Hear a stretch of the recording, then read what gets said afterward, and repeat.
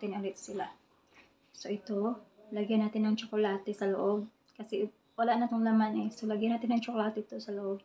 Tapos gagamitin ito na mamayang gabi. So let's see kung ano magiging reaction nila.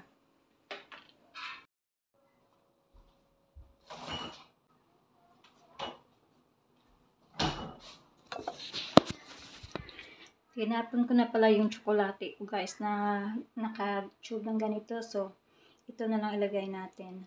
Tanglad. Tanglad ilagay natin, no? Try natin.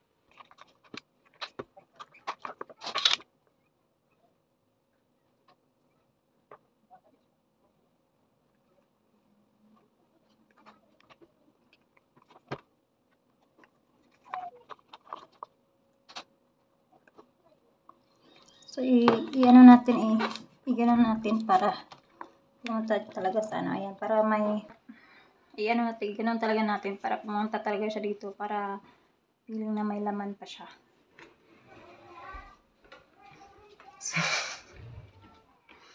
So ayan guys. Ilagay natin ito dito mamaya para ito mamayang gabi, no? So, ang unang mag-ano na yan, ang unang mag-ano niyan is mga anak ko siguro ang unang mag-ano. Pero, pag kumain sila ng dessert ngayong gabi, ang unang magaganon yung ama. So, tingnan natin kung sinong maunahang ma-jackpatan nito. Ayan. Grabe yung init guys, nakakabuang yung init. So, galing kaming kanina sa Sungate sa GT kasi yun nga, nag-cravings kami ng calamari. So, pumunta kami doon na din. Naligo yung mga bata and then naglaro sa playground.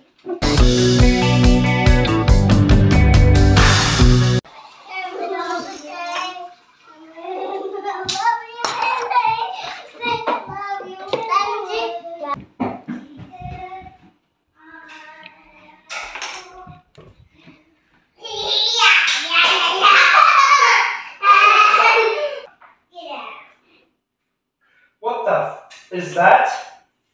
Oh, what's that? Mummy, what's this? What is it? What is it? Did you put something in there? What did you put in there? I pranked Daddy. Mom, what is it, Mom? It's a ginger. I know it's a lemongrass. So, yun guys, na-prankos lang tatlo. Ngayon, mag-ano na ako, evening routine na ako ngayon.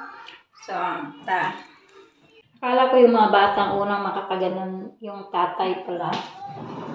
Usually, siya yung nagbabrush ng mga teeth ng mga bata paggabi. And then, ako sa umaga. Pero may time na ako sa gabi pag pagod na siya.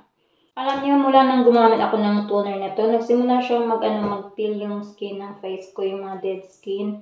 Nagsimula siyang mag-peel. Pero hindi siya yung toner na, yung parang pag nag-peel yung skin mo is mahapdi, masakit. Yung parang tipong mamumula yung skin mo. Ito siya is parang lang, light lang siya. Hindi siya mahapdi, hindi siya masakit sa mukha. And then, namamalat siya, pero hindi yung tipong ang laki ng mga balat. Yung dahan-dahan siya namamalat. Maganda siya na toner. So, ginagamit ko to siya 3 times a week. Since na first time ko pang gumamit ito, nagsisimula lang, ginagamit ko siya ng 4 times a week.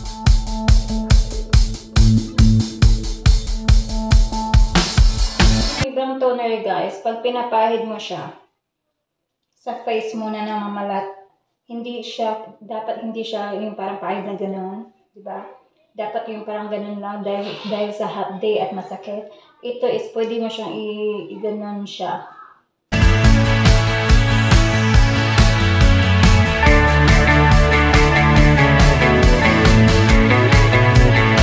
So, papatuyuin ko lang to and then maglagay ako ng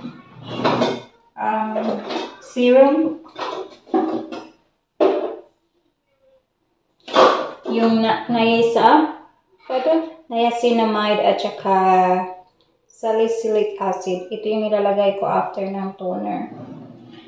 Napapansin ko Kung napapansin niyo rin sa mga iba kong video, yung mukha ko dati is parang dry, na parang nag-wrinkles na, and parang ang tanda ko tingnan. Ngayon medyo nag-clear yung skin ko konti. So maganda talaga siya.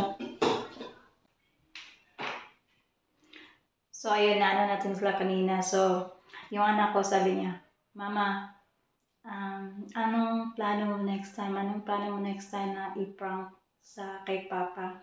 So nagtatanong siya kung anong gagawin na naman next time. Parang ano siya, parang natuwa siya. Ito yan ang salicylic acid. I see that what they did in the thing, Mom. What is it? In the advertisement. Did you see it? You doing like this? Yeah. Really? Whoa. Alright, Jace, can you come with Alana? She wanna get something in the living room, please? So that's it for today, guys. Hope you enjoyed watching our video, and don't forget to like, comment, subscribe to our YouTube channel. And kung may suggestion kayo guys na ipa-vlog namin, comment lang kayo sa baba, and see you next time. Thank you, bye!